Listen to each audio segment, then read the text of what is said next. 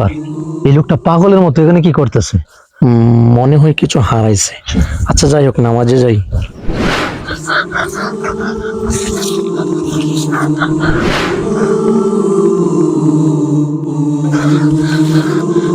আজকে ওই লোকটা এখানে পাগলের মতো কি খুঁজে করতেছে?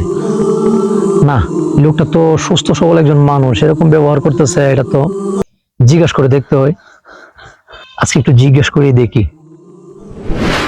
আসসালামু আলাইকুম ভাই, কি হয়েছে আপনার? আমার সর্বনাশ হয়ে গেছে হুজুর। আজকে 2 দিন যাবত আমি খেয়াল করতেছি ভাই, আপনি এরকম পাগলের মতো ব্যবহার করতেছেন। কি খোঁজাখুঁজি করতেছেন না কি করতেছেন? আপনাকে তো পুরো পাগলের মতো লাগতেছে। আমি তো সত্যি পাগল হয়ে গেছি। আমার সর্বনাশ হয়ে গেছে হুজুর। আমি যে কি করবো হন কিছুই তো বুঝতেছি না হুজুর। 2 দিন ধরে আমার কিছু খাওয়া দাওয়া নাই হুজুর। আরে ভাই, আপনি থামেন। কি হয়েছে সঠিক বিষয়টা আমারে বলেন, দেখে আমি কিছু বুঝতে পারি কিনা।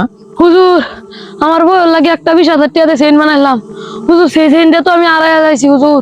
আমি তো পাগল হয়ে গেছি, ওন আমি কি করবো হুজুর? হ্যাঁ, মানুষ কত বড় বেয়াকু। আমার এত বড় একটা বিপদের সময় আপনি আমারে সাহায্য না করে আমার বেকুব কইতেছেন, তার কারণটা কি হুজুর? ভাই, কারণটা আপনাকে একটু পরে বলি। তার আগে বলুন তো, এই যে স্বর্ণের চেনটা হারাইছেন, এটা হারায় আপনি কতটা কষ্ট পাইছেন? অনেক কষ্ট পাইছি হুজুর, অনেক কষ্ট পাইছি। দুনিয়ার এই সামান্য একটা চেনের জন্য ভাই আপনি পাগল পারা হয়ে গেলেন।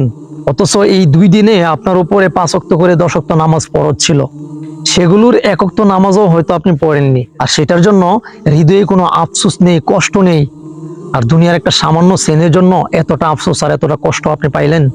আফসোস, আমরা আবার দাবি করি খাঁটি মুসলমান, আমরা নাকি আবার ইমানদার।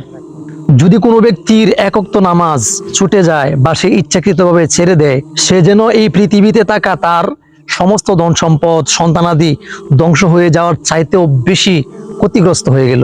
এত বড় হুঁশিয়ারি থাকা সত্ত্বেও আমরা আখেরাতকে বলে নামাজ রোজা না করে দুনিয়ার একটা সেনের জন্য ভাই এতটা কষ্ট পায় আর এতটা আফসোস করি।